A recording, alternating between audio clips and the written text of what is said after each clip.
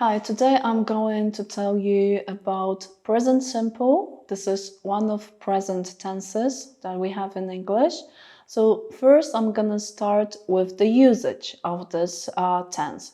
So we can use present simple in the following situations.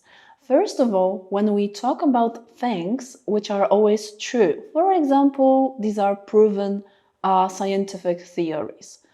Secondly, we talk about things which are your routines and habits.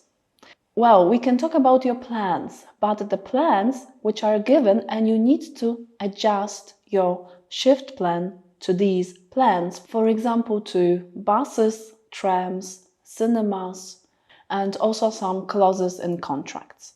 To give you some examples, let's start with the proven theories.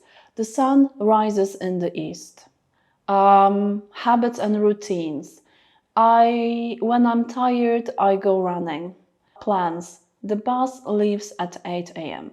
How to make sentences in present simple tense?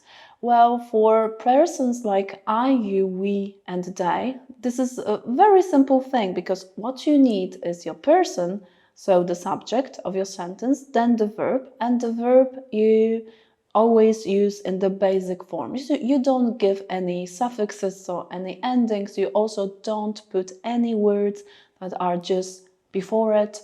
And the rest of the sentence. For example, I go to sleep at 7 p.m. When it comes to third person singular, so he, she, it, you always need to remember about adding this EAS, ES, or S ending. So how to choose the proper ending? Well, the rule is very simple. The majority of verbs just take the basic ending S.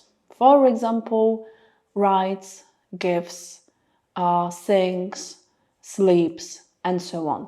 If your word finishes with the letter E for elephant, you also give only the ending S. For example, write, writes, or give, gives.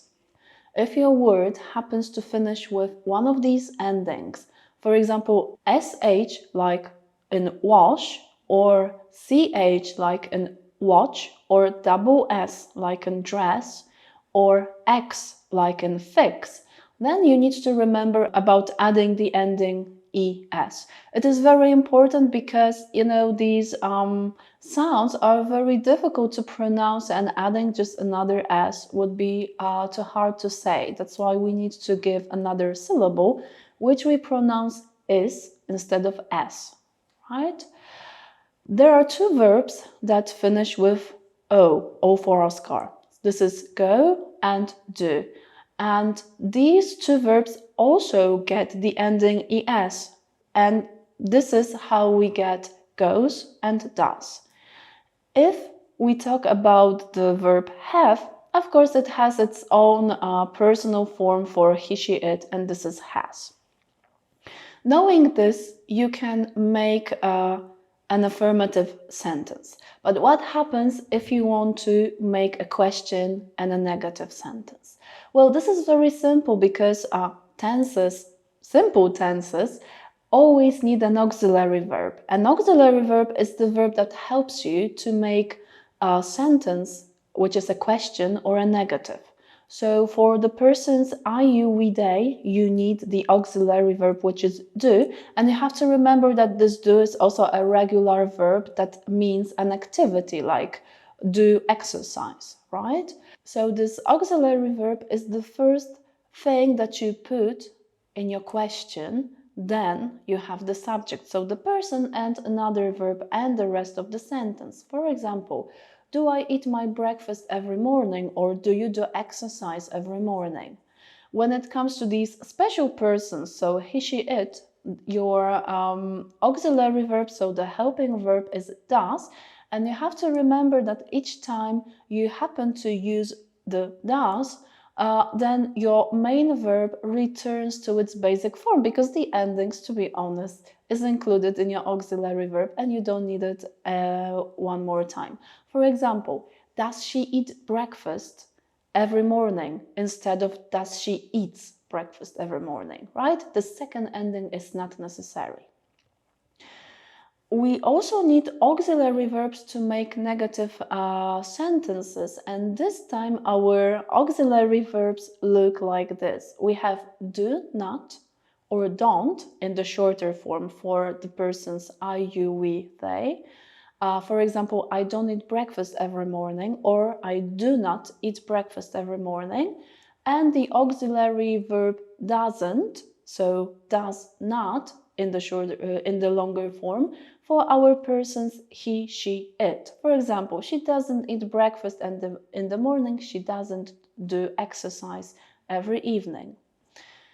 We also need auxiliary verbs to make short answers. These short answers are just yes or no, but you have to remember that in English, these yes, no answers have to be a bit longer, because if you just answer yes, no, these answers sometimes are too direct. And you have to remember that especially in British English, these very direct answers can be perceived too direct, too aggressive, too unkind, and we don't want this.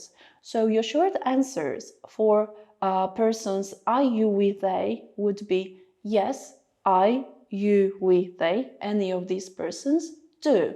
And the negative answer, no, I, you, we, they don't. The same situation with the special person, so he, she, it. Yes, he, she, it does, and no, he, she, it doesn't.